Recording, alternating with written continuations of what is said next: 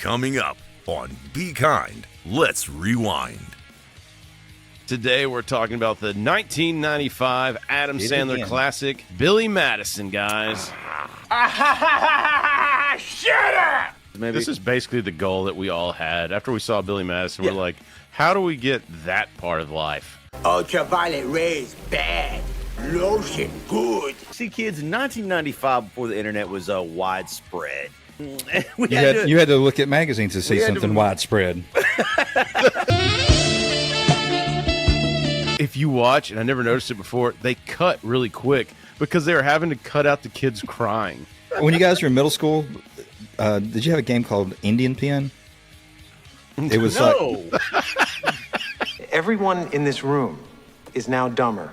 I award you no points, and may God have mercy on your soul. 4, 3, 2, 1. Cue music. That Veronica Vaughn is one piece of ace.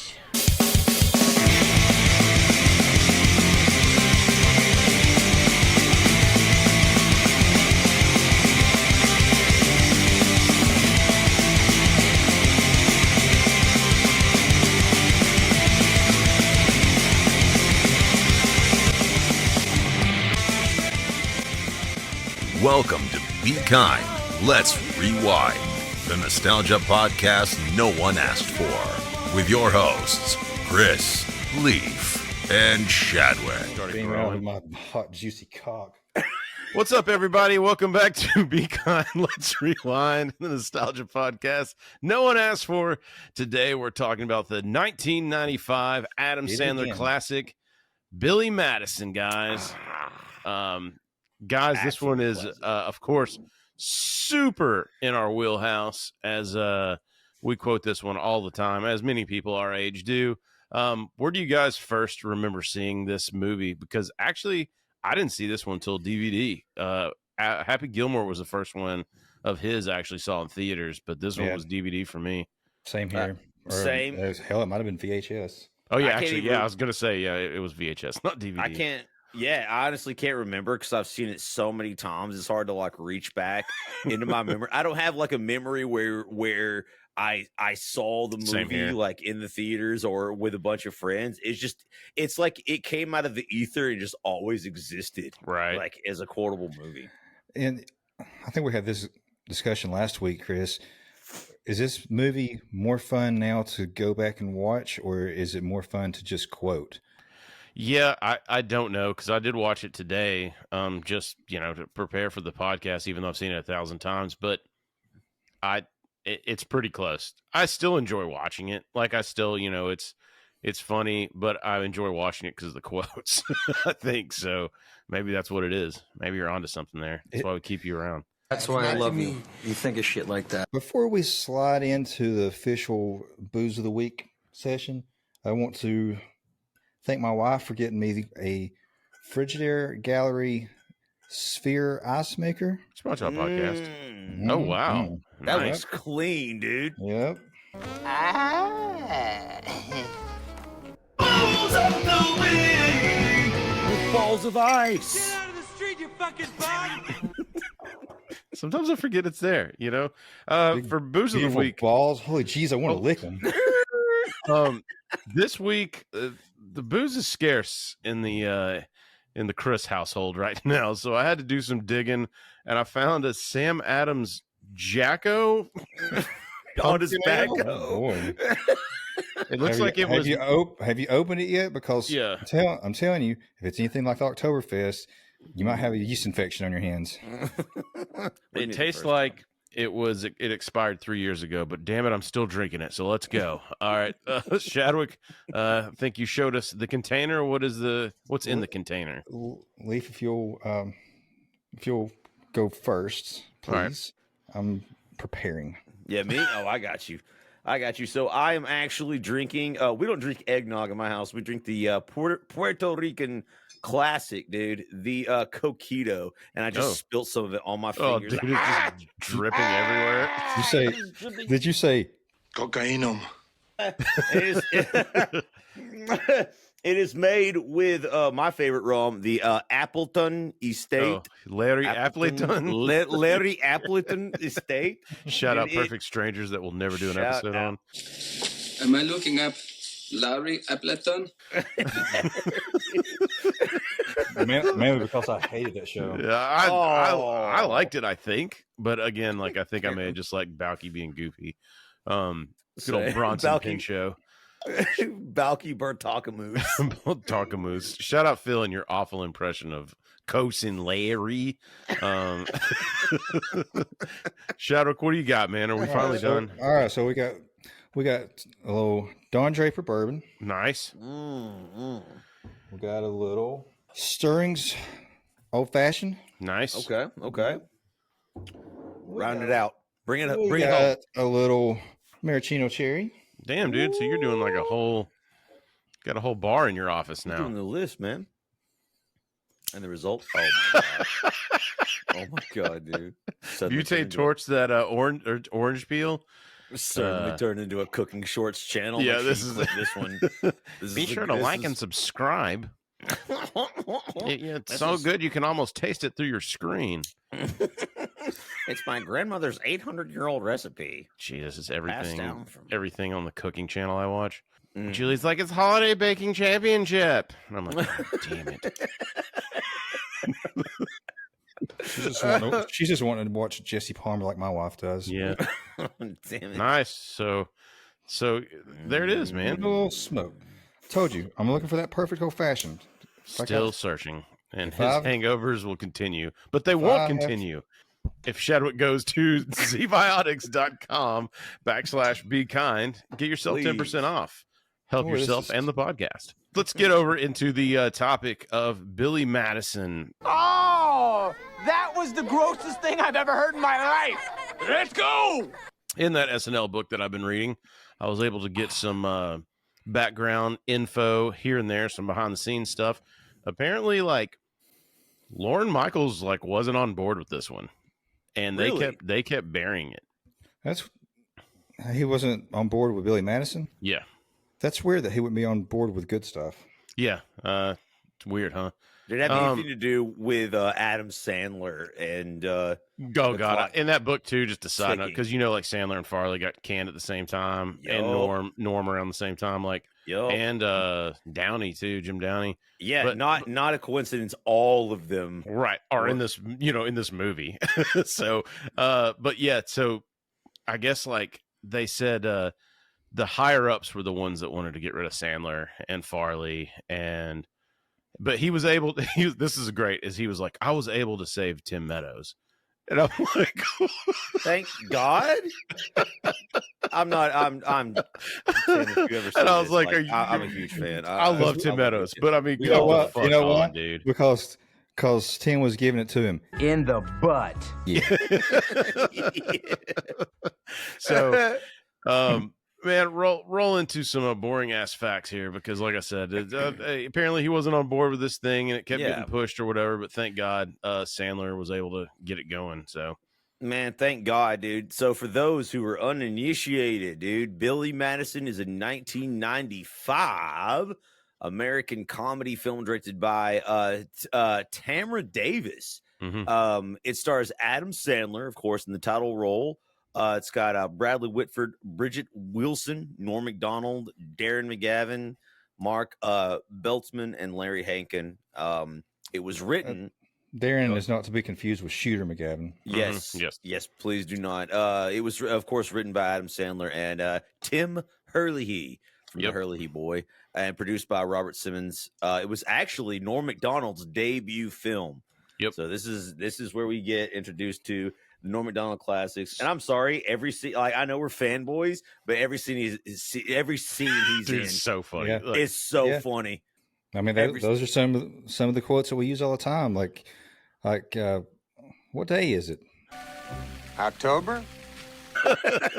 and I always like that, especially because my birthday is in October. But then I found out that Norm's birthday is in October. Yeah, I think he's the 17th and I'm the 18th. Yeah, something like that. Yeah. Oh, before we jump into the actual movie, so Sandler wanted Bob Odenkirk to play the bad guy in this. And that would have been great. Yeah. And the studio, I think it's Universal, whoever shot him down, because they also, I think they turned down somebody else to direct this. One of Sandler's friends was going to be the one that directed it, and they didn't want just all of Sandler's friends, right? So like that's why Odenkirk didn't get it. Then, well, and that makes sense because as we've seen in Sandler's career, doing stuff with your friends just doesn't work out. Yeah, it's never a good idea. It's never. I want to digress ever so slightly because this is my actual curiosity. Like I realize, so most of you know Bob Odenkirk from Better Call Saul or what is it? Nobody. The Breaking Bad. Breaking Bad. Breaking Bad, man.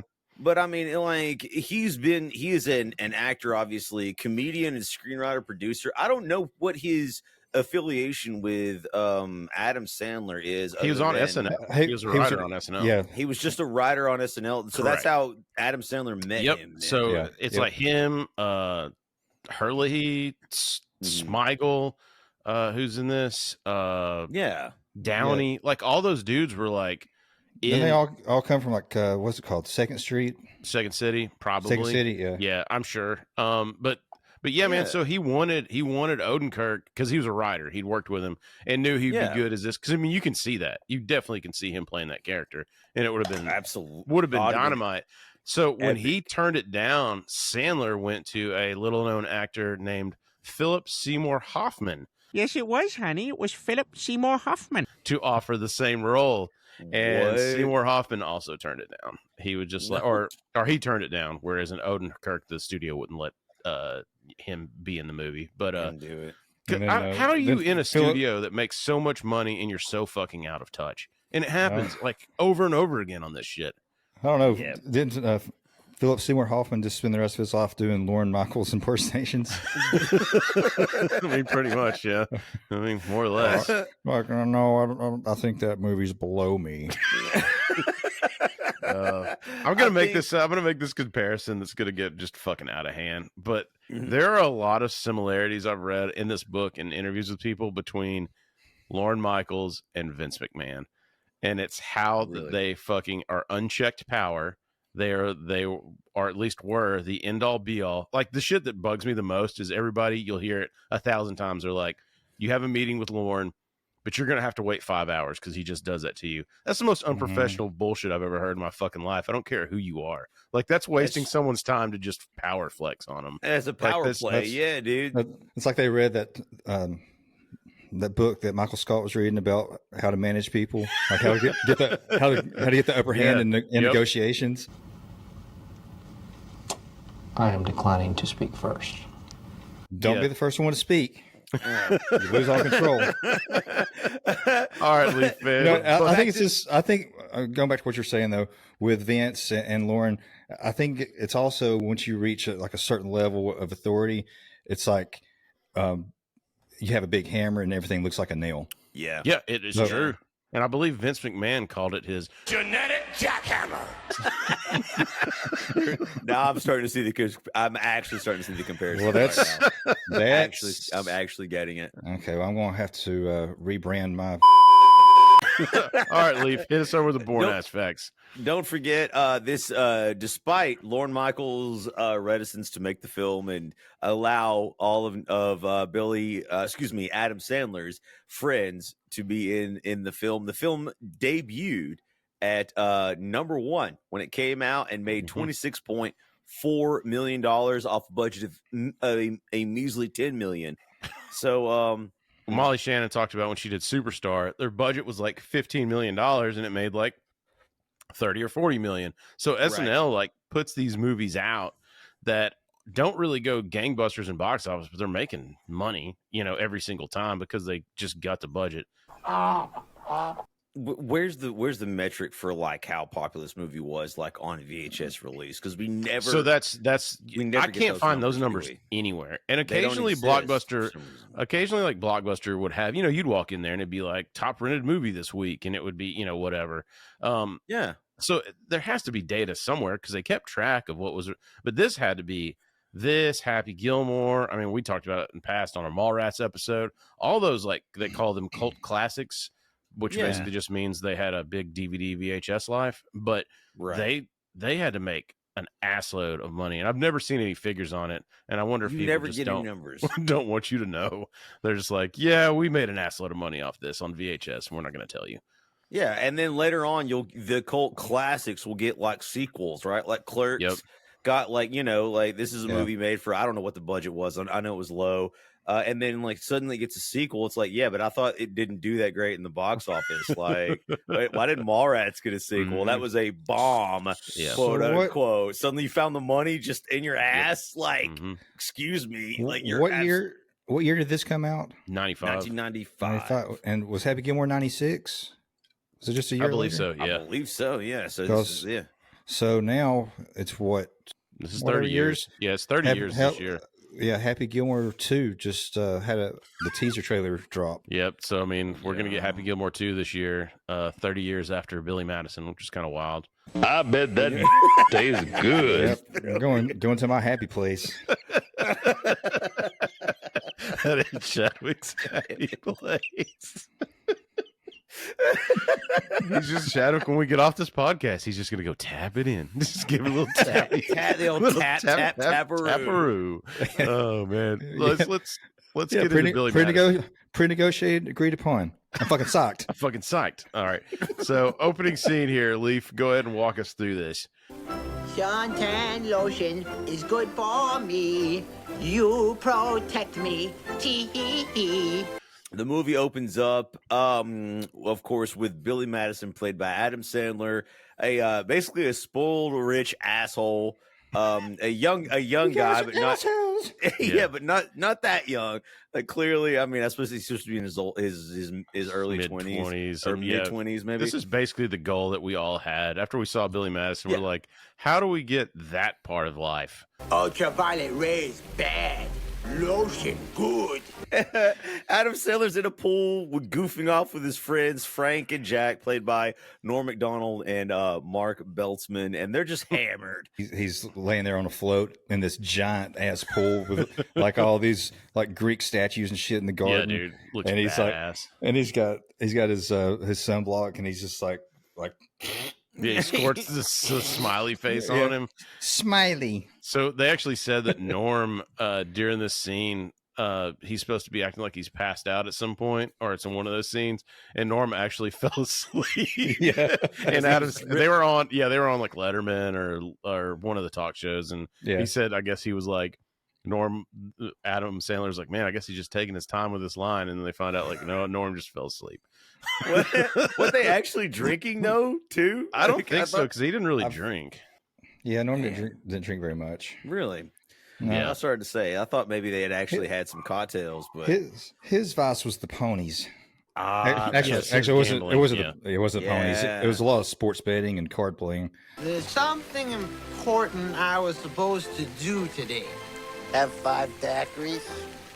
No, you remember to do that. Suddenly, Billy realizes it's Nudie Magazine Day, and the best of course, magazine. The best magazine. So see, kids, in 1995, before the internet was widespread. Yeah, you had to look at magazines to see something widespread.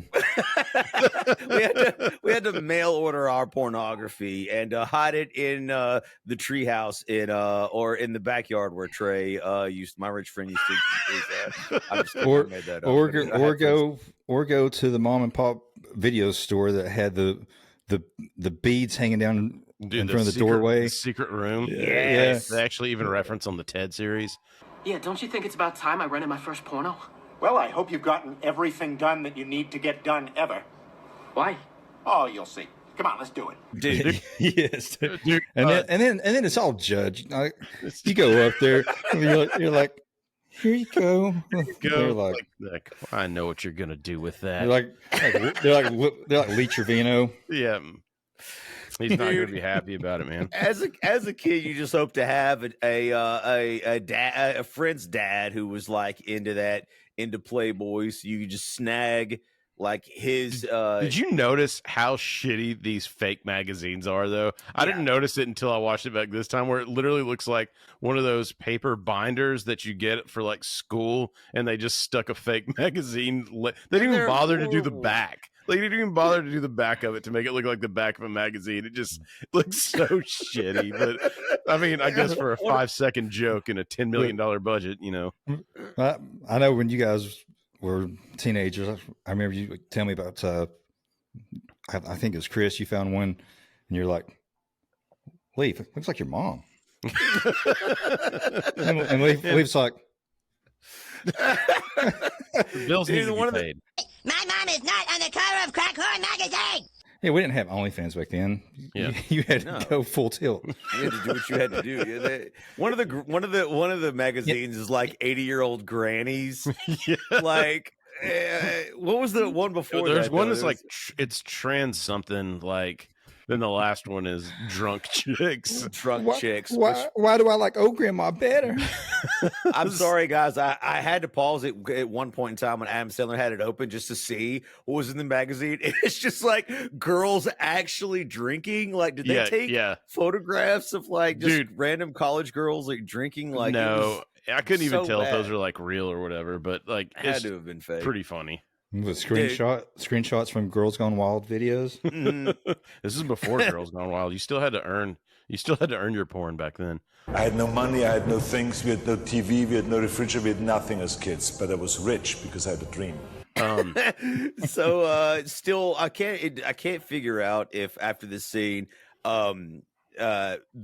Adam Sandler succumbs to heat stroke or alcohol poisoning. Perhaps it's a mix of both. Yeah. But he starts hallucinating about a gigantic penguin, which he tries to capture or run over with his golf argues cart. with good old Kirkpatrick from our Dirty Work episode. That's the gardener, I guess. And he's like, No, Mr. Madison, they're not penguin. You got too much sun today. They're no penguin. They're no penguin. You could tell he's been through this before.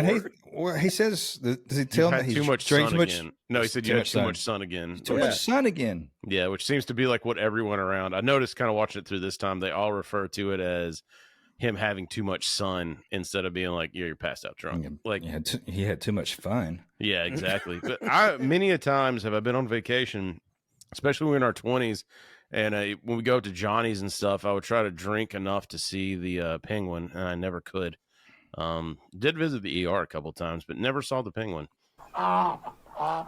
Same, for a different reason. Jay talking about seeing some Big titted mermaids doing some of that lesbian shit. Look at me, you sloppy bitch. So he gets in the golf cart, tries to run the penguin over or capture it. I can't figure it out. Like, he ends up at the front doorstep, and that's when he runs into his rich father. Take it back to the zoo. All the people at the zoo are very nice, penguin. They'll treat you real respectable like. Yeah. And he passes out like at the front doorstep, and of course the maid Juanita basically welcomes Billy Madison's father's business associates. Step over his they just step over his dead body. He's just unconscious. And then she thankfully like sort of rouses him back to life after the business associates have gone to dinner, and is like, snap him out of it. Oh, that boy's a fine piece of work, all right. He's a fine piece of ass, though, too. Your father's having a big dinner, and you have to be there. Why? I have absolutely. Well, he was going to idea. make the announcement, I guess, right? He was going to make the announcement that he was leaving, that he was stepping down or whatever. He wanted his son to be there, which leads us to this next scene, which actually was shit stuck in my head this week. Shampoo is better. I go on first and clean the hair. Conditioner is better. I leave the hair silky and smooth. Oh, really, fool? Oh, really, fool. Really? And we've all done me, Swan. that line right there. Stop looking at me, Swan, is something that I've said 1,000 times.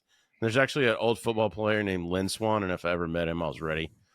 Ready with that line? Stop looking at me, Swan. Which he absolutely would not get or understand. Like, Probably this just is such a assault random me. throwaway quote. So he goes. I will say I was never huge on the ridiculous voice the that he did. gibberish thing. I wasn't, but in places I was like. So this one, I don't know. The whole throughout this movie, it worked for me here. Sometimes on SNL, I was like, but it worked. I'm glad you both mentioned that, because I feel like this and the next scene are like the best and the worst of like Adam Sandler. I felt that people who don't like him because of these types of scenes. They don't think it's funny. I agree with Chris. Like I do see humor in it to a certain degree, but then it goes like a little overboard and so immature that I'm just like, what am I watching? Like he comes down out of the bath after he's washed up, and I assume he's still drunk, because if you guys both notice, he doesn't ever really too much return to this type of Adam Sandler like the whole time. That's what's really confusing about the scene. He comes down, except when they sets the shit on fire. The shit's on fire, but he's also drunk there too. That's what I'm saying. That's what I'm saying. He got drunk again, so he kind of returned to the form of this. And so this is actually my only issue with the film.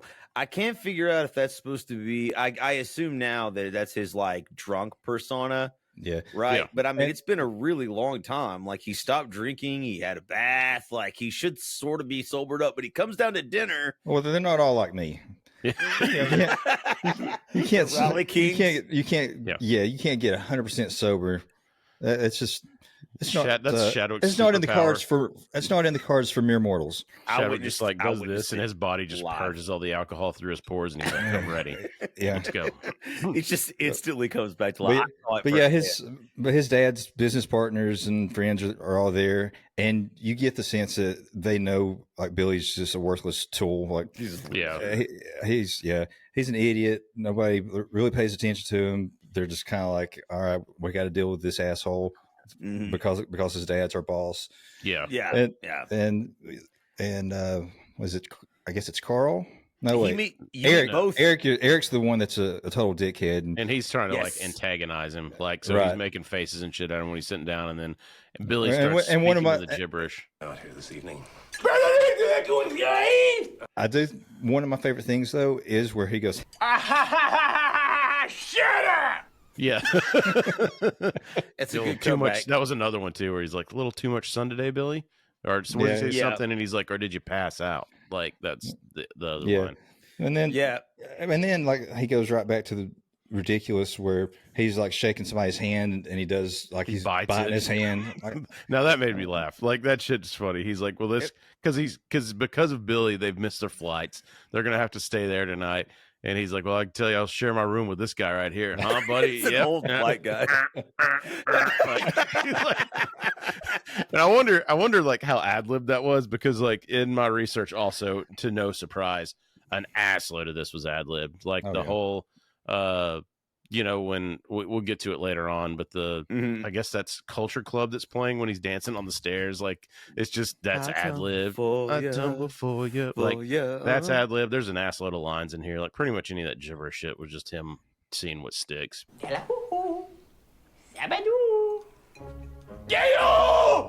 Yeah, the actors responding to him are really funny. But plot wise, we do meet two of Billy's father's business associates. We meet Carl, who immediately you understand is like sort of on Billy's side. He knows Billy's is a piece of shit, but like he is not a bad person per se. Like, and so Carl. Yeah. Good to see you.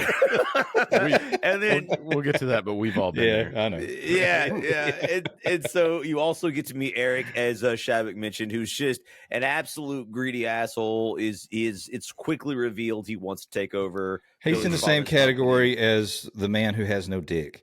Yes. Those dudes, those dudes are all, and the dude from Scrooged, they're all cut from the same cloth. He is the lead antagonist. However, there's some really goofy scenes with him that I will mention later that are just that honestly don't fit, but they're so funny in the realm of this movie. So you meet both of them at dinner, and Billy gets so gibberishy and crazy, this father basically kicks him out of the dinner.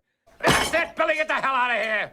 And so he goes to hang out with his friends instead, and decide to like light some dog shit on fire. Like, you gotta light the shits on fire.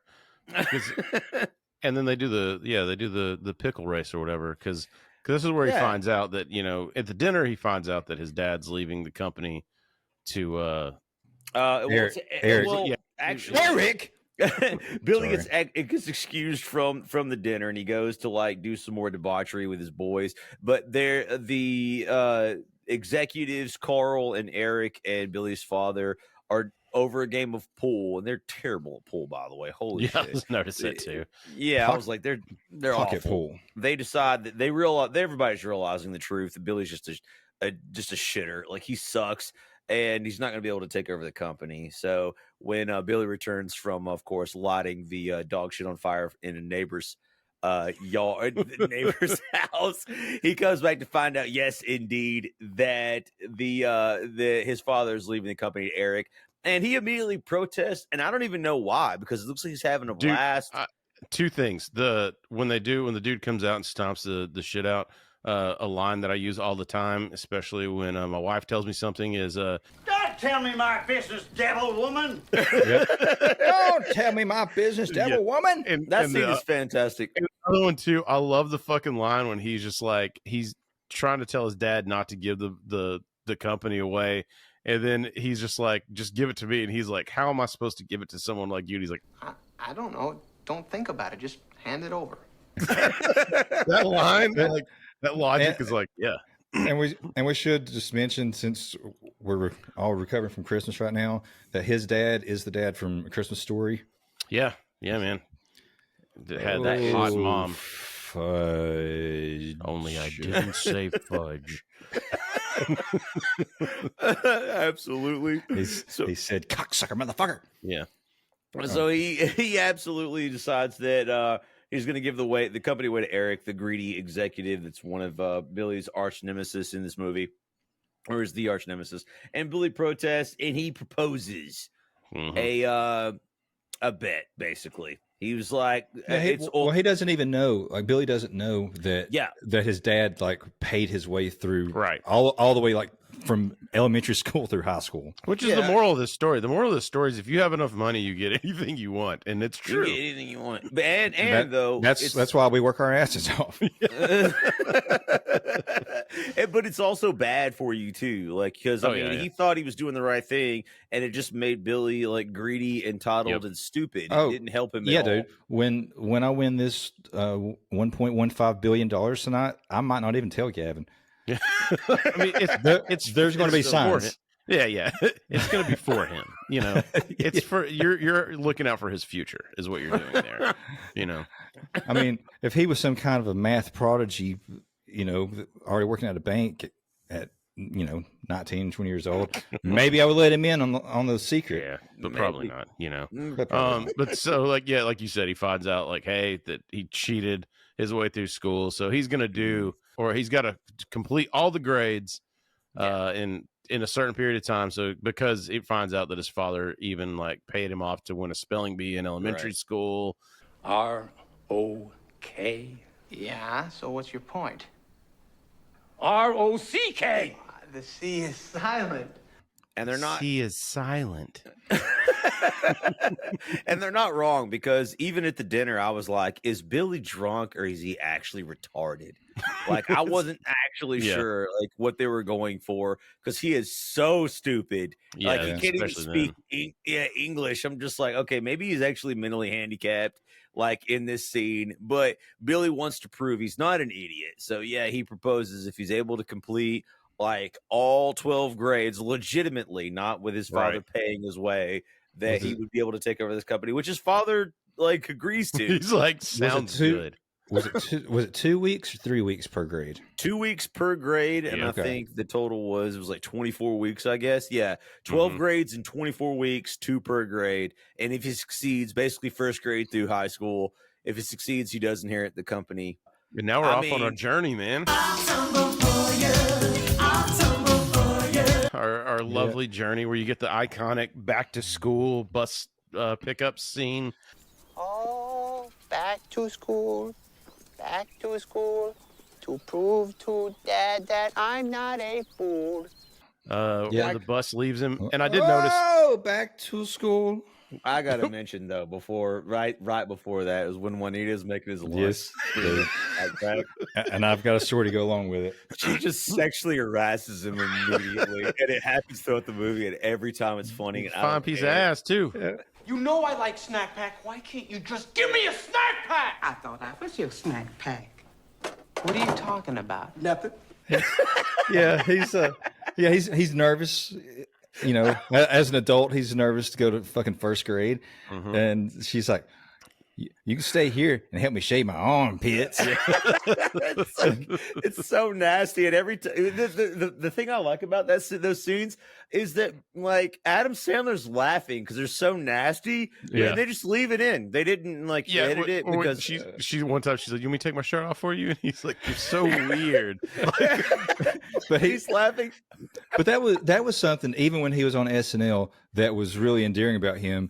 I know, Lauren fucking hated it. Fuck him for it. But anytime someone broke character and laughed, I enjoy that. It makes it funnier to me. It makes it funnier to me because guess what? Laughing is infectious. Yeah. And we're not all comedic Nazis like fucking Lorne Michaels. True. So the part about shaving her armpits.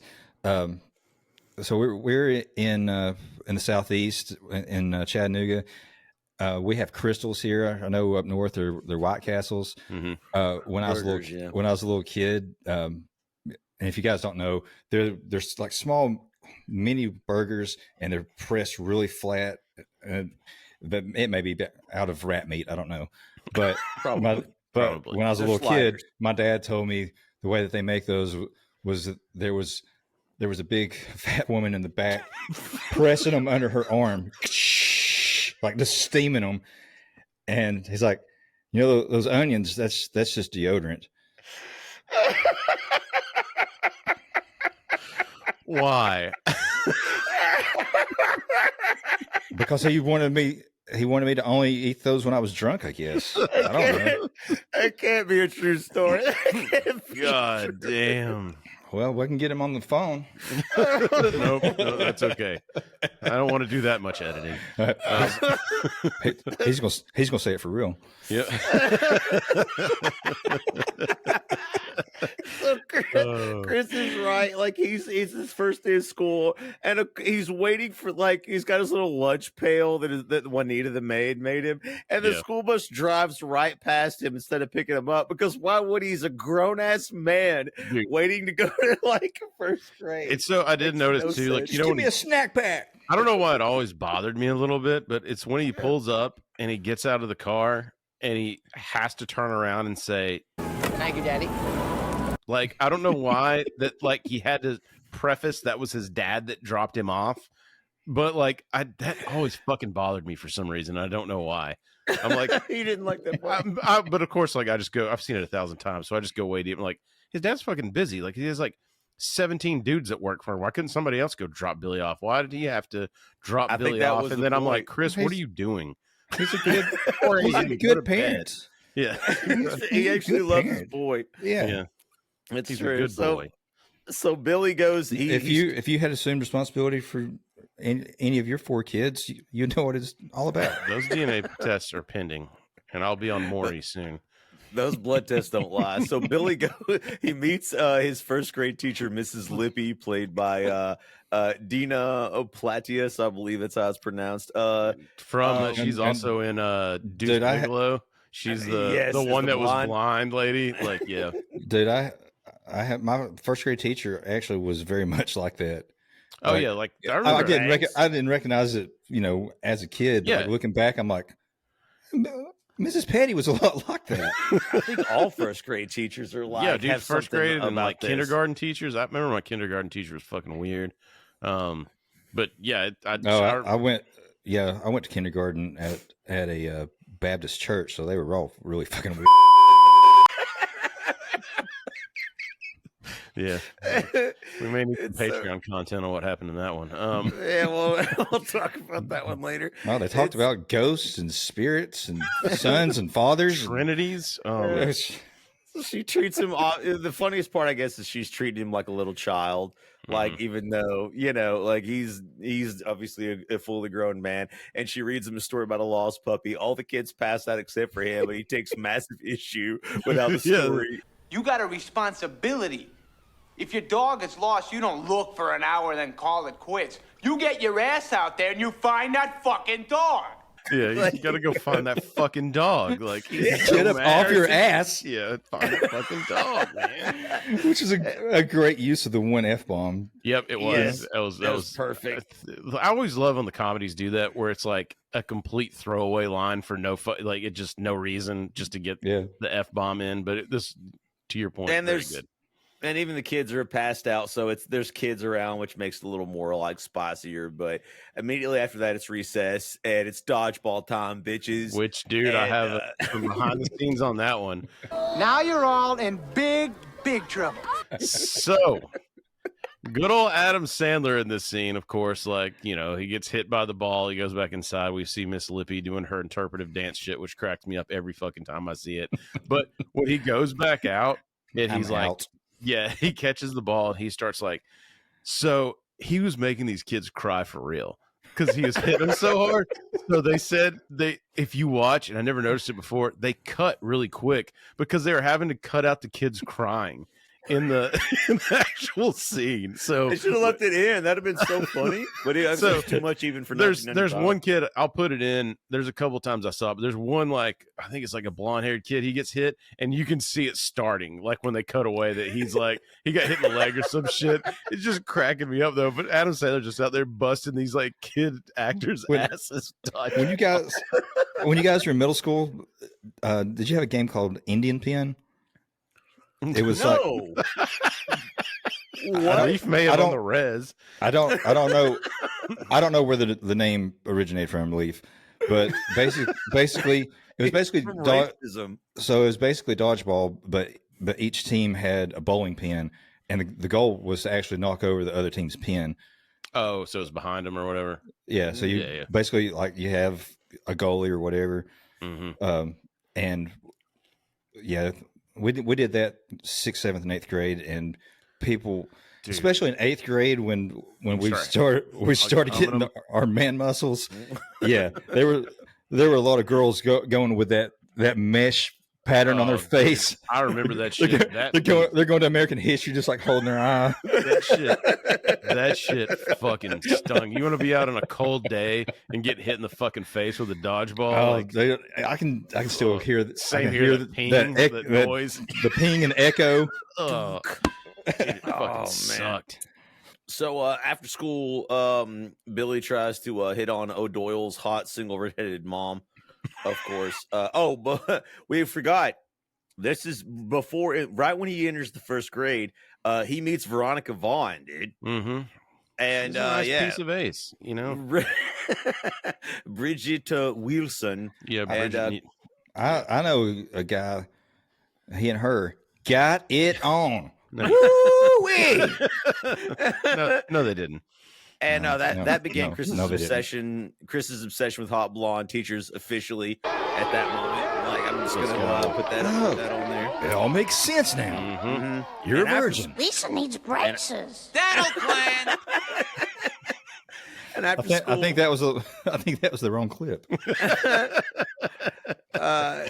During all this, that's when we find out that O'Doyle's from 1st to grade to high school are all bullies. This family is just full of redheaded mean kids, and that's where we meet the first one. They're obviously so poor they couldn't afford cable, so all they did is pump out degenerate kids. Yeah, I forgot where they got the name from. Oh, they got the name from Bill Murray's brother.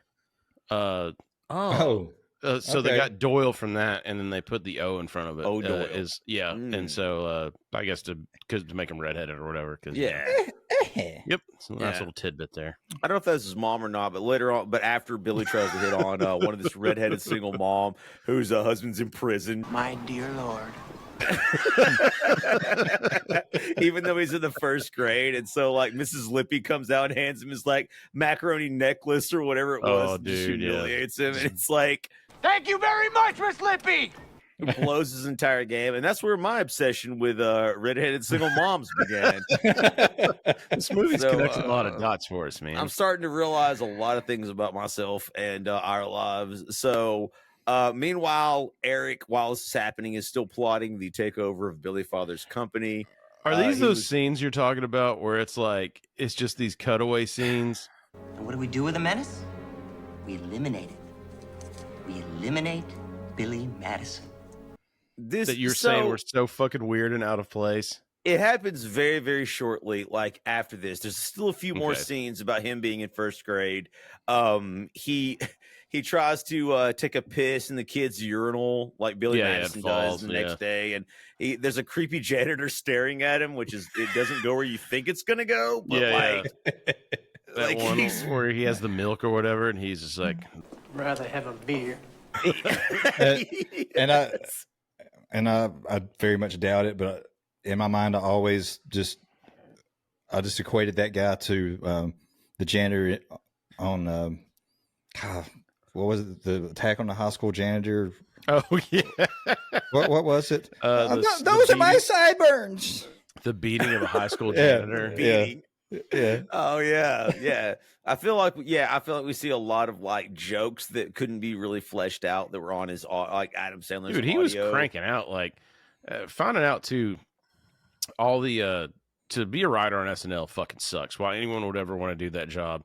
Like that is hell. Like it's balls to the wall. You're rewriting all the time. You're there all day, all night. You can get high and drunk there, but it turns out that that's frowned upon probably now after half the staff is dead. But like they had all these. It depends on how funny it is. That's true.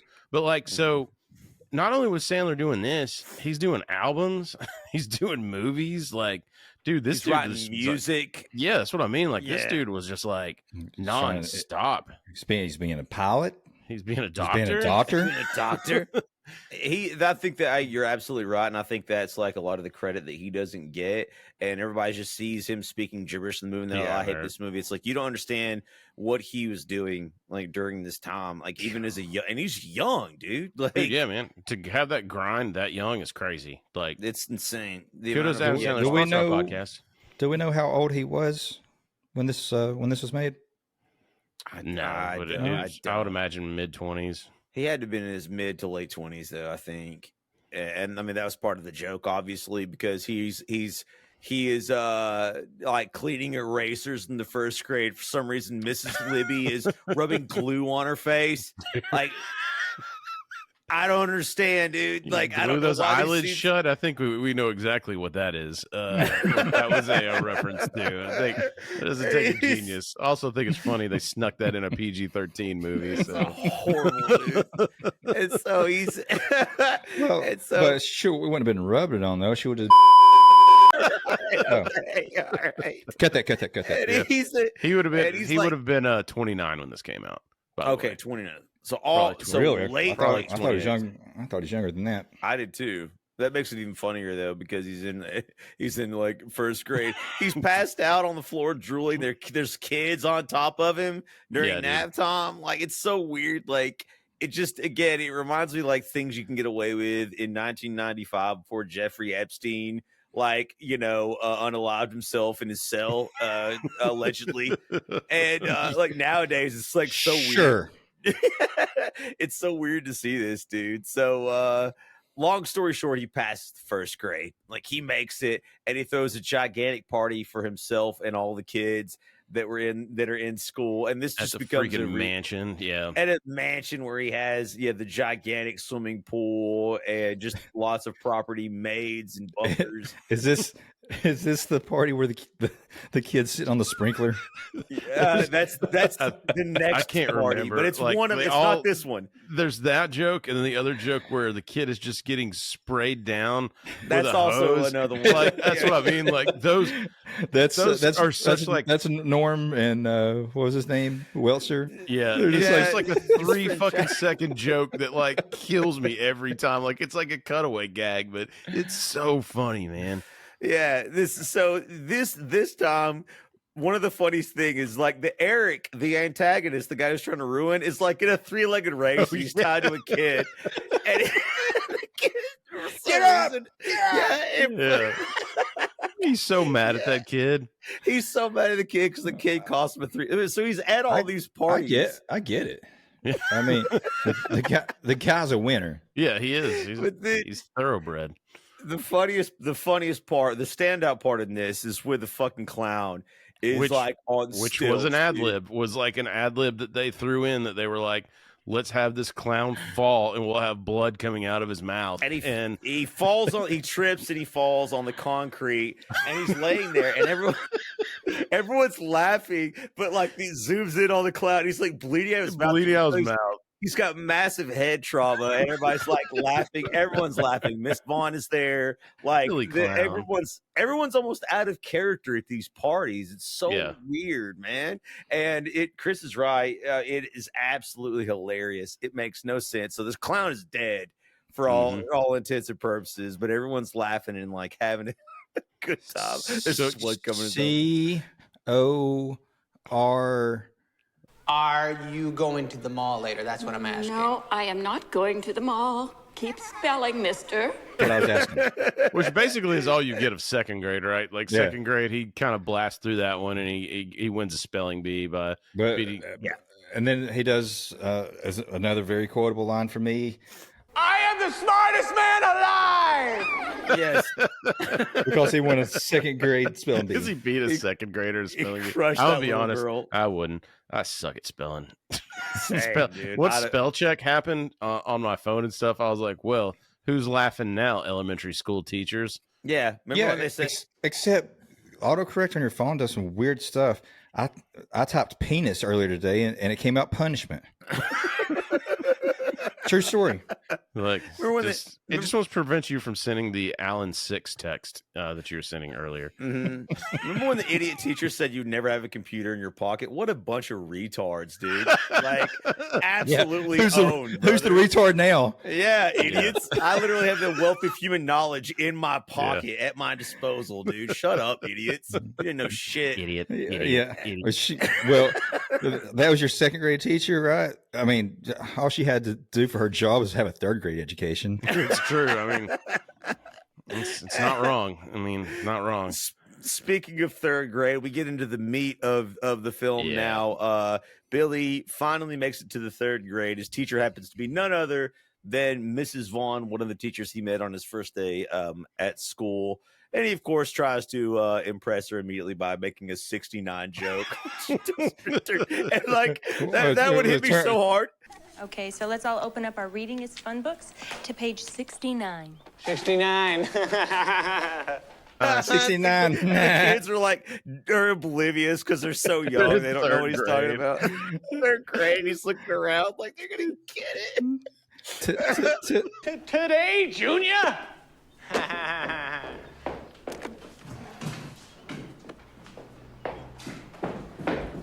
He gets embarrassed, or he gets called out in the hall for making fun of some kid that can't read. He's stuttering third grader, stuttering third grader, and sends him out in the hall. Miss Vaughn calls him out, and of course it's fine because he sexually harasses her and wants to touch the hiney, and that's fine. I mean, you know. Well, and he can't hear because he's been physically abused in the ear. He has been physically abused in the ear. Yeah. Again, I want to say this is like one of the last times you could probably corporally punish children. We used to get paddled, man. Like you would get paddled, like go out in the hall and they would beat your fucking ass. They would wear your ass out like in the hallway with like implements of destruction, dude. Like she grabs him by the ear and you can't do that now. Which end of the paddle were they using to wear your ass out? Depends on how bad you are and what you do. Lee's been shitting pancakes ever since.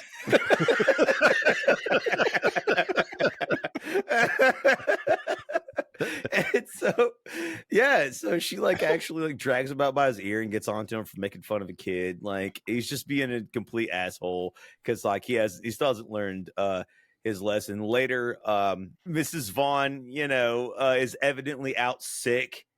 And this is when we meet Principal Anderson, who has a pivotal role in the plot later on.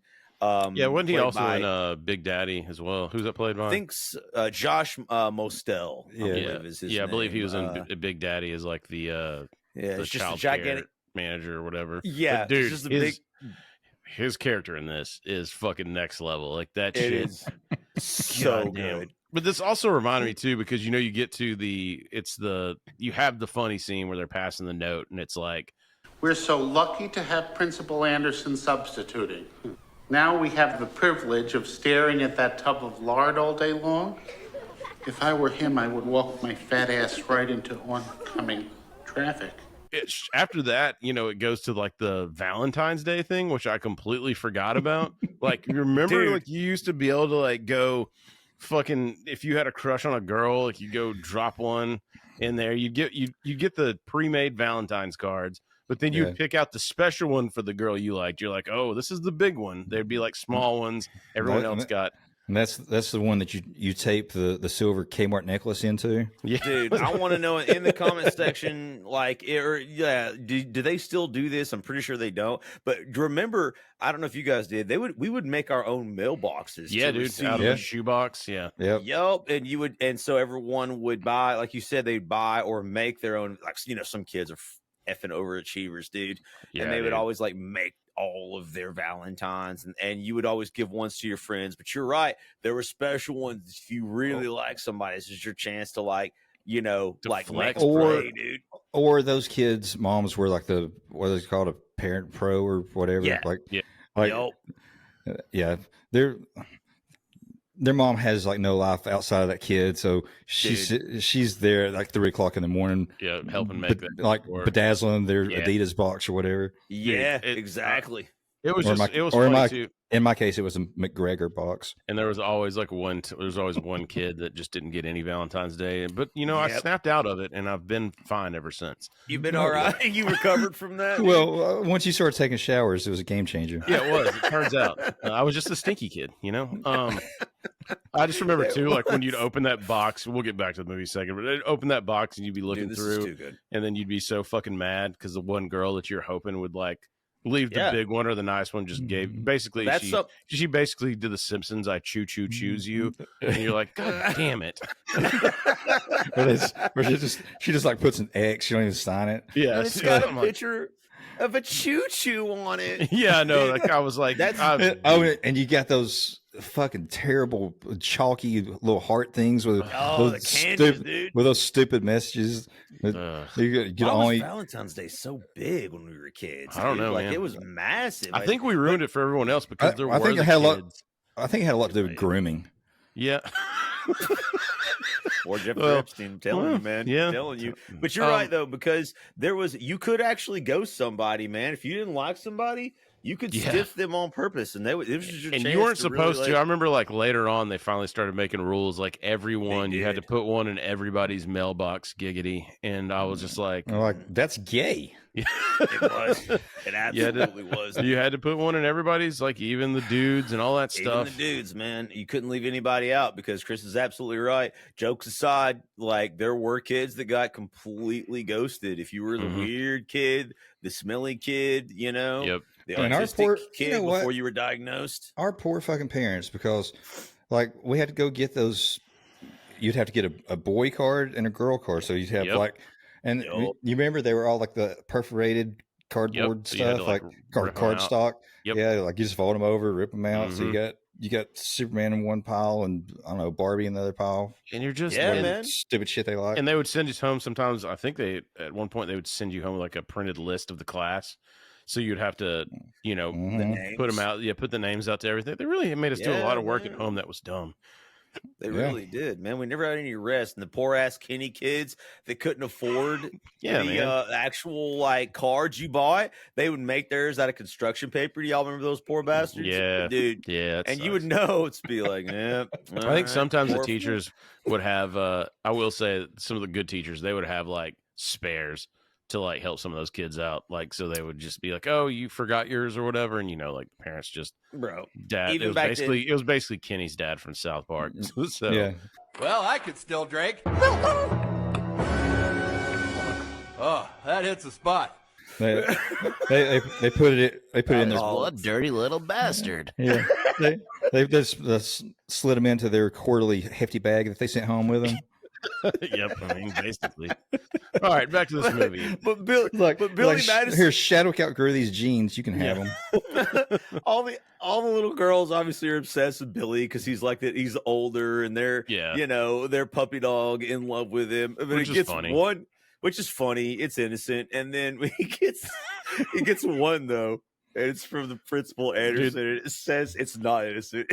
Yeah, and it's I love the camera cut on this. Like it's like what does his message say? It's something to the effect of just like, "Will you be my Valentine, Billy Madison?" And then it's like PS. Yeah, and it cuts to him and the he smiles, and then like the camera pans down and it says PS I'm horny. and then it fits back to his face, and he gets this like deadpan stare on his face. He takes his glasses off and like he's just like which has to be. I mean, this is just Sandler humor, man. Especially back then. If you had any of his albums and all that shit, like he wanted me to do it. Yeah. It's disgusting when Billy's reviled, but it's still funny and everyone's dying laughing. So later, Billy he makes friends in elementary school. He has a friend named third grade Ernie. friend comes over. Like he invites him over to hang I out love with this him. conversation too because Ernie's like coloring or something. Why, do you like her or something? No. Why, she says she likes me? Not to me. Well, let's find out. He's just like trying to fucking color, and Billy's like, "Let's call her," and he's like, "No." He makes him call. Makes old Ernie do the fucking dirty work, and Miss Vaughn is doing that because back then, kiddos, you could look people up in a phone book, and you could give them a call at home. And if you were a kid and you were trying to find a girl's phone number, you had to either know her dad's name so you could look him up, or you had to call 17 Smiths. Yep. One at a, and I'll let you know it's worth it every time. Mm-hmm. It was the wrong. journey. Not yeah, once. it was the journey that it was all about. Yeah. I don't know which is worse, the journey or the destination. I can't tell you how many girls that I called that without knowing the etiquette of asking them for their phone numbers, like when I was younger, and how I look back on that now and I'm like, God damn, dude, like, you fucking idiot! Like you got her number off of AIDS Walk. Yeah. So Ernie calls Mrs. Vaughn, and Mrs. Vaughn's gently trying to explain that adults don't date children. That's just funny because she's not understanding that it's for Billy, but Billy gets on the line Ernie, and she realizes what's going on immediately. And Ernie's like, what about Billy? You're more of a grown up than Billy. Yeah, he's not interested. And so Ernie he's like, hang up the phone. Ernie hangs up, and then immediately like Billy's like, you blew it. Yeah. He blames the kid. How many times have I sent you that gif? Like, oh, dude, 1,000. You blew it! You're like, I wish you'd stop. Yeah, that's the quotable section. Yeah. So we cut to one of the more memorable scenes in the film after this. It's the class field trip, and they're immediately just on a bus. And which is always just like the SNL movies back then. Like they were gonna find a way to shoehorn Farley into a movie. Like immediately, come hell or high water, you're gonna find a way to get him in here, and he's gonna steal every fucking scene he's in, and he does. And he does this damn bus around. Yeah. So when he's in this, when he's in this scene as the bus driver, the director, I saw like an interview with her. She said he did like 6 shots of espresso. And then just went on to do the fucking scene because it was gonna make his like blood pressure so high, and so then he can make his face red as shit when he's doing all those like little Chris Farley gags in this. I'll turn this damn bus around. That'll end your precious little field trip pretty damn quick, huh? He gets the sandwich thrown in his face, and he's just like, he's so angry and disrespected. But the thing is, the camera lingers on him for a while, and he's so mad, and he's talking shit under his breath. But like his eyes are like tearing up. Yeah, like his face is getting redder, redder. So mad, and the longer I watch it, the funnier it got.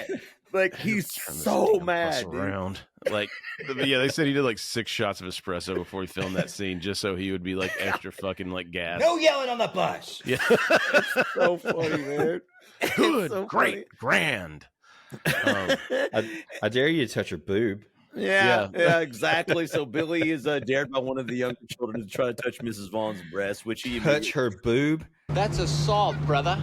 That's another line that I've used to fucking death. That's assault, brother. It is actually sexual assault, and he does it anyways because this is Billy Madison, and you just doesn't double dare me. He pretends to stumble on the bus by down to Miss Vaughn and brushes up against her breast, and she basically requotes the "I double dare you," to like sit down. So she knew all along. And he blames it on the bus driver too. Like, damn bus driver. Yeah, Chris Farley looks around. He's like, which even that little line, it's like fucking 2 seconds of him being like, huh? Like it's funny as shit. Like everything he does, dude, gold. So Mrs. Vaughn actually enjoys getting sexually assaulted by Billy, assumedly because she knows he has millions and millions of dollars. Yeah, which goes back to what I said early on. Yep. Yeah. Like she actually likes it. She's starting to kind of like turn around to like his antics or whatever. And so they finally get to this. You guys explain where the hell they are. It's like some colonial like period piece. Dude, they had a South Park episode on it. I don't remember what it was. 1864. We have something like that down here called Prater's Mill. It's like it's like a cotton gin type place where they're like churning butter and kind of shit. So, like exactly. Yeah. So for those who don't know, it's like a school field trip where everybody sort of dresses up in the colonial like period dresses and garb, and they do things the old way. Like Chadwick said, they're churning butter, they're like, milking cows, like doing things like the old school way to kind of like teach kids about the way things used to be. What is a horseshoe? What does a horseshoe do? Are there any horse socks? Is anybody listening to me? So there's an old lady, man. Like, she's in the colonial dress, and she's like really old while they're there. Like, she's like, no one's listening to her. Like, she's like the tour guide or whatever. And she talks about like a Sasquatch. Like, what is she damn saying? Sasquatch. Yeah. Who would eat 30 sack lunches? I'll tell you who took those lunches. That damn Sasquatch. Damn Sasquatch. Somebody stole the kids' lunches, and it's actually Norm Macdonald and Chris Farley, like high and drunk, assumedly eating all the children's lunches. I forgot Norm Macdonald was there. In front of the bus too, and they're just laughing, eating these fucking sandwiches in front of the hilariously bus, eating the kids' lunches for no reason. And so one of the kids, it happens to be Ernie, Billy Madison's little third grade buddy. And he's accidentally had an accident. He's pissed himself, and so of course in solidarity, Adam Sandler like splashes water on his crotch and basically tries to make it like be a trend. So when the other kids start to try to make fun of him, like it's a cool thing. So evidently all the kids pissed themselves. It's the dumbest scene ever. But Mrs. Vaughn is impressed. I peed my pants. Yeah. Peeing your pants is the coolest. But this marks an actual turning point in the movie for Billy. He's doing something that's not selfish for the first time, even if it is. People. Yeah, and then of course you get the old lady coming back though. She's like, if peeing your pants is cool, consider me Miles Davis. Yeah. But you also get this shot of Veronica Vaughn like recognizing that Billy is a good person and doing something that's not selfish, and her pants get wet too, but not from pee. He's like, oh look, Miss Vaughn peed her pants too, and she's like, no, I didn't. It's not, Lois. It's not. Why does it look like a snail trail? You slime me, Ray. So all the kids are getting back Sign me up. 3, 2. So all the kids get back on the bus, and of course this is Chris Farley's last chance to steal the entire scene, and he does with his it's such a setup. Like all the kids get on, and then like Billy's walking right behind Veronica. And he steps in he like front of stops him, and like watches her ass as she goes up the steps. Tries to skirt or whatever. Or tries to look underneath her skirt, climbing up on the bus. That Veronica Vaughn is one piece of ace. I should know.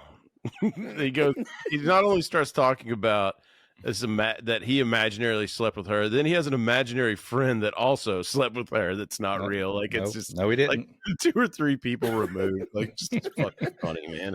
Farley being Farley, God, which again that's kind of a play on one of the skits on his comedy album where the guy was talking about being so high. Oh yeah, and it was just like pencil shavings, or like non-alcoholic beer. Right, he's just pretending to be fucked up.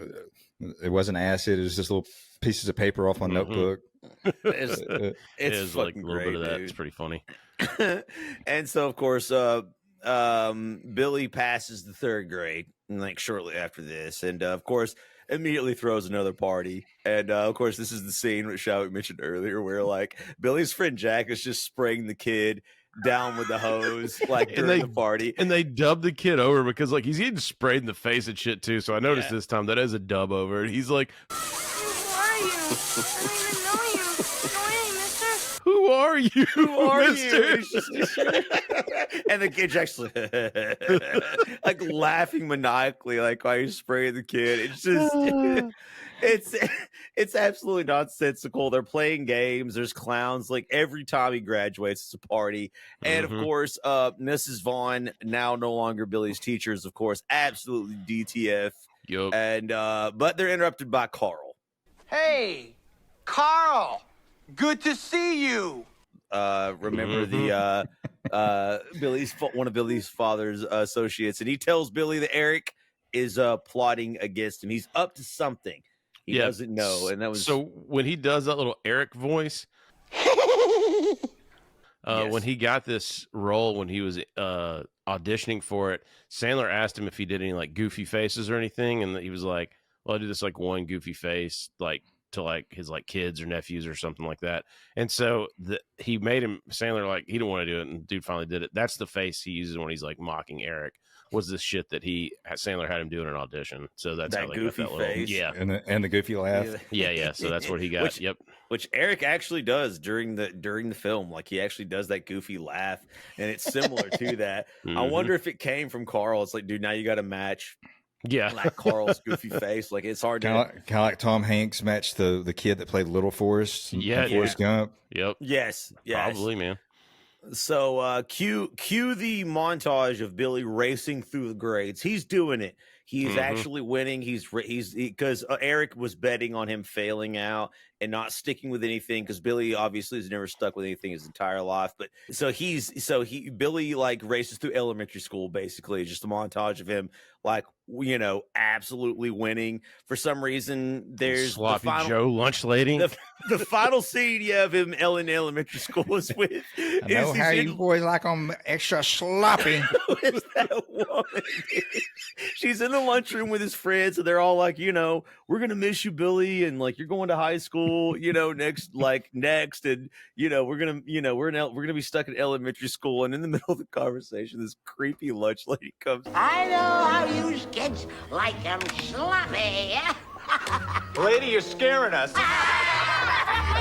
And she's just slopping it down on their fucking trays too, man. It's so nasty. They're just gross lunch food, and it's nasty, and they're laughing, and it's just the weirdest scene ever. Yeah. It makes absolutely. She knows you like some extra sloppy. That's all it means, man. You know. And so we get one final scene before we get to Shadwick's high school scene, and it's Eric. He's finally hatching a plan over halfway into the film to sabotage Billy Madison and take over his father's company to make Billy fail. And we find out he decides that he's going to blackmail Principal Anderson, the fat gay guy, earlier. Yes, because you find out that he was a pro wrestler named the Revolting Blob, which they also have another fake magazine in this scene too, of a pro wrestling magazine. But they did the whole fucking where he actually killed a guy in the ring because the guy was supposed to pinch his leg if he was running out of air. He evidently smothered him with his ass cheeks, like in the ring, to death. And he was ashamed, and he was hiding from his past, and he became a principal. and somewhere outside of this cinematic universe, Jeffrey Epstein.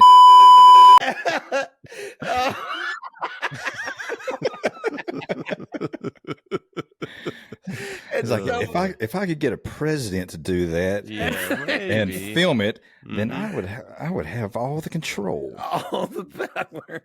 And so Billy cut. And that's when the big bugs start rolling in. They did not roll in. They did not roll in. He rolled out. So cut to Billy starting high school, and that's what Shad was talking about earlier with the He pulls up in the Firebird or whatever. What car is that? Is it a Firebird? I think so. Either Firebird or Camaro. They looked interchangeable at that time. And it's the 80s music because obviously Adam Sandler would have graduated high school in the 80s. So it's funny because he's reverted back to like what was cool in his age. So he's gonna be cool. He's gonna be cool like he was in high school, like with the same tricks and everything. And because he knew what was in. Hey, I'm sorry if I seemed a little distracted. My wife sent me a text asking what I wanted for dinner, and I just sent that back. I bet that tastes good. It's a gorilla classic.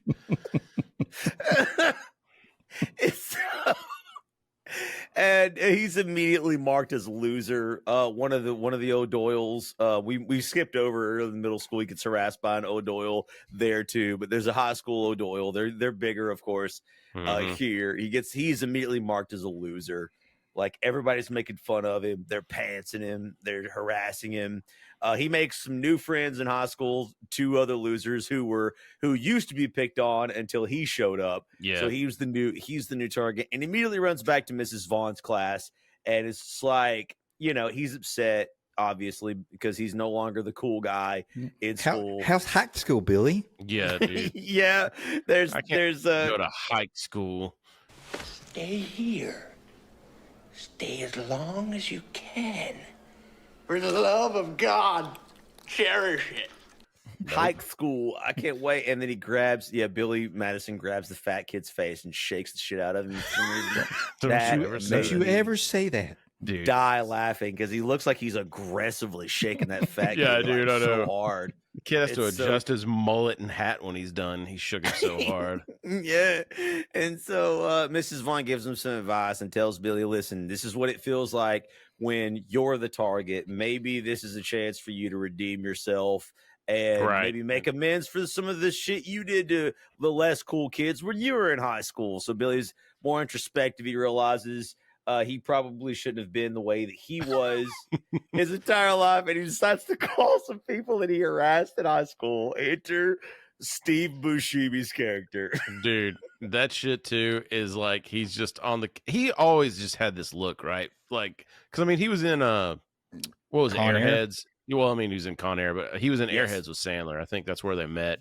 But like, there's been some like Reddit interviews and stuff with Steve Buscemi, and he always like speaks very fondly about this movie. I think this is his favorite one he did with Sandler.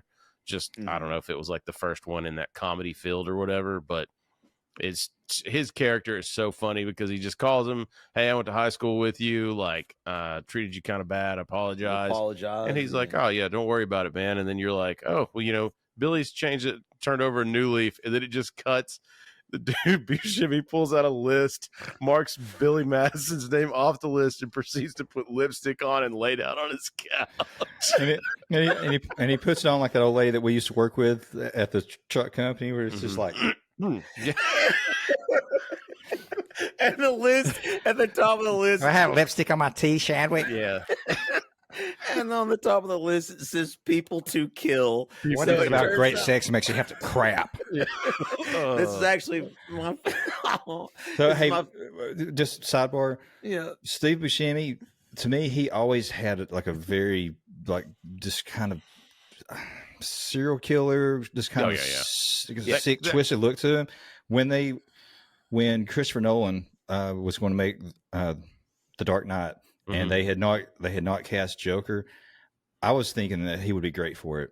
Yeah, he would have been. Of course, good. I had no idea what kind of direction they were taking the character, or whatever. But I always thought that just that weird, depraved, his weird jacked up teeth. Look at him, and he'd been great. Con Air was like perfect. Like that was the perfect like casting of that look where you're like, this dude is like a diabolical serial killer. Yeah. And it's not only his look, he just has the ability, like even when he's supposed to be playing like a normal guy in Reservoir Dogs, like not a normal guy, but he's not playing like an overly creepy character like he would get cast in. He just has a way of acting that is just unsettling. Like he himself, like just knows how to. Why do I have to be Mr. Pink? Yeah, dude. Yeah, he's just such a great actor in all different like roles, and so I agree with you, Shadwick. Like before, obviously, Heath Ledger was legendary, but before, if he didn't exist, I could see somebody. Yeah, it would have been going after him for the Joker. Cool, dark Joker, man. But this is when it rolls out. James Gunn, listen to me.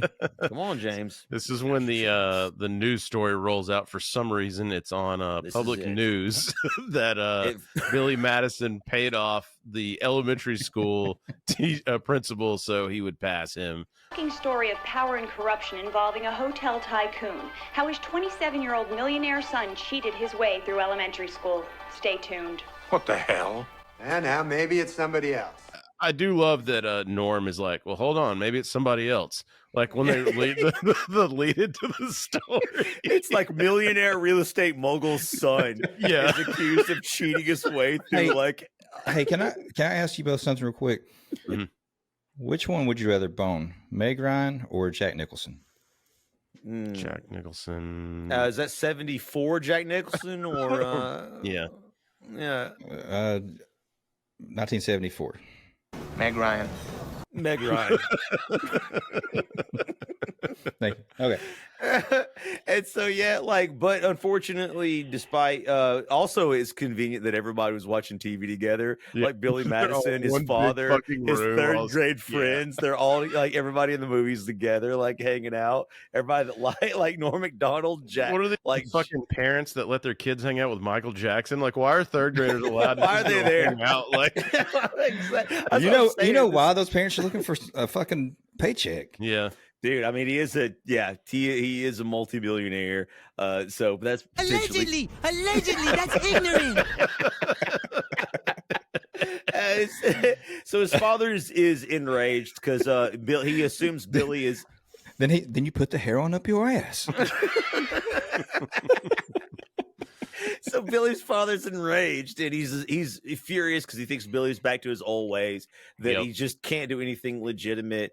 He doesn't believe that Billy was framed. Billy obviously protests his innocence, but his father's not having. He's given the company to Eric. He's convinced, and that's just the way that it is. And Billy just has an absolute, total, and complete relapse. He goes back to boozing. Back to boozing, lighting shit on fire. So I was actually thinking earlier when you were talking about him setting the shit on fire. I thought this was the part where he did that. No, am I wrong? No, the old man was the early on, and then this is the second. That's right. He shows up drunk at Veronica's house. Yeah. He's like, "We're going to take some shit," and sets it on fire. In your defense, like when I'm watching this again, I thought he's banging on the old man's door because it looks like the same place, and I can't tell it may have been the same set because it looks like that old man's door. I was like, why is he? But Veronica answers. It turns out you're right. He's at Veronica's place, so you can be forgiven for thinking that scene came later. Don't put it out with your boots, Henry. Yeah, Veronica's basically just like, what are you doing? Like, he's just like, I don't care. I'm a loser. I'm always going to be a loser. Mm-hmm. It's just that low point in the film. I mean, and the lowest point is when he looks up the stairs and he sees that goddamn penguin is. I see what's going on in here. So sorry to interrupt.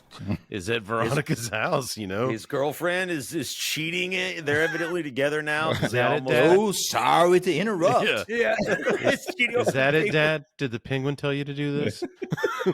Jesus. So he goes out on an evening of debauchery. Like Veronica tries to talk him out of it. He's not having it. And he's passed out at his mansion again. And Veronica shows up. Thank God, in the widest t-shirt, and proceeds to beat the ever-living shit out of Billy for basically giving up on life. And I just want to say, like, shout out Tamara Davis, the director, female, by the way, ladies and gentlemen, for allowing Bridget Wilson to be in the in this Just kidding. absolute white t-shirt. In the pool. Just kidding. We don't hire women. That shit was like man, I watched that punch too. That first punch looks like she fucking rocks him. Like when he knocks him in the pool. Like she fucking hit him with a little leg action. So good for her. But yeah, man, this is when he's gonna snap out of it, and they go through this entire unnecessary musical montage that's funny as shit. After she beats him, he changes his mind. He's in the pool realizing what he's done. He's like obviously hungover. Bridget beats him up, and then he goes into a musical like montage where he's singing. The clown earlier that was dead like pops up, and he's like even singing, "I bet you thought I was dead, but I was just had massive head trauma and I'm back." And everyone is singing. The kids are singing. Like Veronica's now in a lederhosen. I don't know why. Like Heidi. Do you have any more gum? More gum, more gum, more gum. Do you have any more gum? That shit is amazing, dude. It's his happy place, dude. It is. That had to be just something they just threw in. Like they were like, we have to have a funny musical number that explains nothing. That's exactly what I felt like. This like, okay, this is the turning point in the film. Like, what do we do to let everybody know that I've changed my mind. I'm back now, and I'm going to go pursue. And they decided to do a musical number. It makes zero sense. It's absolutely ridiculous, but it's hilarious. And so funny. Billy's back, and he goes to Eric and to his father, and that's when the kids go to the principal's house and basically like confront him and convince him to like fucking to rescind his testimony. Yeah. So then he rescinds. So now Eric sees this. And he accepts like, his life as the revolting blob. The revolting blob. So Eric's like, damn it. So, which also at this point, if I was Billy's dad, I'd be like, you just committed blackmail. Isn't that like a felony or some shit? It absolutely is against the law. Yeah. Like, go take that man to jail. But anyway, Billy has a solution, and the solution is the academic decathlon, because I believe he looks down and sees a picture of Bruce Jenner. You mean Caitlyn Jenner? Don't dead name on the podcast. Well, that's Caitlyn Jenner. Hold on. Who was the picture of? Is Bruce might be dead now, but it wasn't then. He's winning fucking gold medals. He was the decathlete. He was the decathlete of the highest caliber, yes. And he realizes he's going to challenge. How ironically hilarious is that moment, though? By the way, nowadays there's not like Adam Sandler could have ever known. He sees Bruce Jenner winning. You know, it's funny shit. And so he challenges Eric, who is obviously much smarter and much more well equipped and much more educated to beat Billy. But Billy has confidence in himself finally and realizes he wants something more than just to be a drunken idiot. And challenges him to the decathlon, and it's set up, and it's just a myriad of the montage, man. Yeah, it's montage a myriad of him fucking weird, all kinds of goofy scenes of things I guess you should be educated on. I'll tell you right now, though, dude, like when they're fucking Veronica Vaughn's doing the strip trivia or whatever, I think I would have learned a lot better if I'd had that. Like, but the line that when they cut back to that shit with Chris Farley, that is correct. Like that is also another line I've used ad nauseum. Like, he fails the Veronica tries to strip tease. Like, try to erase that from your memory tonight. You're trying to go to bed, and he loses. Obviously, the strip tease session, and it's completed by Chris Farley, which is hilarious. Obviously, like Chris said, Chris Farley steals every single scene that he's in. So he's training to be Eric in the decathlon. And so finally the day comes. Dude. And every time I hear like somebody speaking like a foreign language, like fluently, I always go, slow down. Yeah. Yeah. It's like, I don't know if that guy was from Haiti speaking like, it was like French. I don't even know. It says French. It is French. For 20 years, I thought it was Spanish. just from my memory. But I did too. And then when I watched it this time and I started listening to it, I was like, oh shit, that's French. So it's like that's some of the islanders. No, that was Adam Sandler. Some of the islands were obviously conquered. Some of the islands were conquered by the French. Obviously, Haiti. That's where I assume he's from, because Port-au-Prince, obviously in Haiti, is they speak French there, even to this very day. Got it. What are you talking about? Just telling you just the facts, man. Hey, you're not Veronica Vaughn, and I don't want to see your tits. So let's move on to the the actual showdown. The day of the decathlon arrives, and it's hosted by none other than Jim Downey, who scolds everyone against cheating. However, if there is any attempt by either contestant to cheat, especially with my wife, who is a dirty, dirty tramp, just like his wife, who is a dirty whore. A dirty, dirty whore. No cheating. And it's like this joke that goes through it. It's even on the fucking board. Like when you look like my wife, the dirty whore or whatever. The dirty tramp or whatever it is.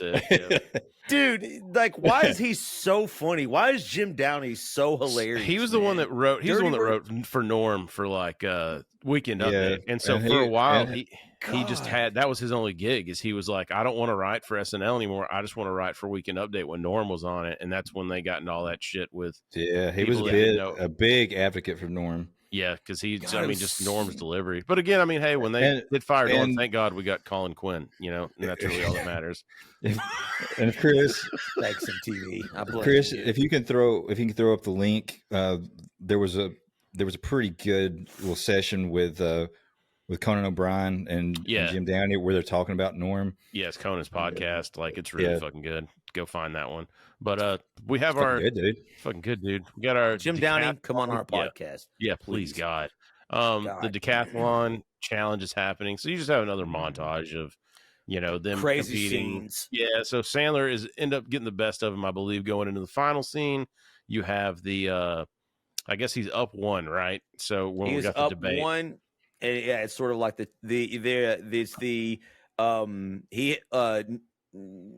Billy has to lose, and Eric has to win this round for it to matter, and they're both kind of choosing each other's topics, right?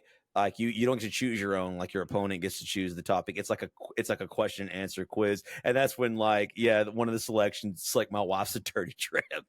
But Eric chooses let's hits now. Yeah. Eric chooses a question about the Industrial Revolution for Billy Madison, and which is another fucking great line. Like this one where possibly one of the most quoted lines. You still see this one on Twitter and everywhere, and randomly everywhere to this very day. This is where this comes from. I'm sure Chris will clip it in. Everyone in this room is now dumber for having listened to it. I award you no points, and may God have mercy on your soul. Hey, Jim Downey, honest man, that deadpan fucking delivery, like where he just tells him, Billy, nothing that he said was even a coherent sentence, and may God have mercy on your soul. I award you no points. And may God have mercy on your soul, which is completely like he just roasts the fuck out of him, and it's like a simple no would have done, just destroys him, and almost equally as funny, but not as quotable. Billy chooses, so he loses that. Billy loses that round. He chooses business ethics question. Carl is, he's not ethical. Yeah, Eric is not ethical. He is definitely knows nothing about business ethics. Absolutely nothing. And so as he has a full-on panic attack when he's trying to answer, he's like, makes me that's laugh. not fair. Yeah, I love that he just like screams and then pulls out a gun like a 45 man. And then we've talked about it on other podcasts, like the callback to an earlier scene. Yes, two actually, because the disgusting blob. What was his name? The revolting blob comes out of nowhere to try to stop the shooting. And when you go back and watch this, watch Jim Downey on this. So watch Jim Downey's character, who is completely dead inside because his wife has left him. Dude has a gun, and Downey is sitting there with a blank smirk on his face when the revolting blob comes out. He doesn't react to anything, and it's by design. He's got a gun on. Dude, go back and watch it again. He is just deadpan like that. He is in that character of like not giving a fuck about anything at this point in time. He doesn't care. So funny. Man. He's just like just accepting death. Dude, he is. He just like doesn't care. The revolting blob comes out. He's not surprised by that. Like, all right, whatever. Like, just looking at Billy, like he's ready to judge this answer or whatever from Eric. Ready to just end this hellish thing we call life.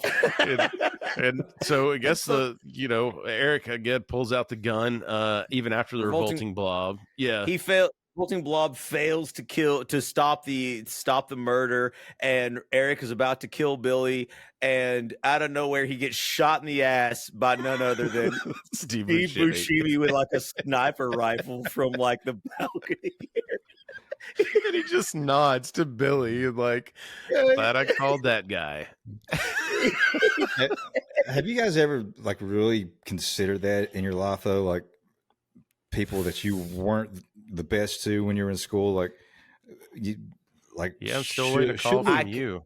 I can yeah, dude. I need a couple of calls from you, Shadley. And honestly, I cannot think about that scenario, Shadley, without thinking about this Dude, movie. Yeah, 100%. I have thought about it, especially when My Name Is Earl came out.